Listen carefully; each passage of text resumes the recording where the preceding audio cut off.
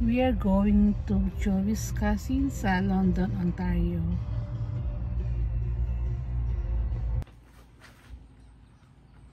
Yan.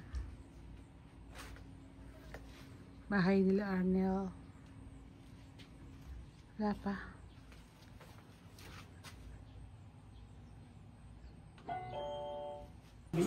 Diyos ko po, Daddy, wag na!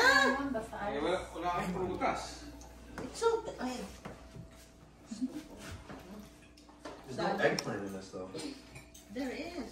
No, there isn't. It's already gone. There are not much vegetable in there.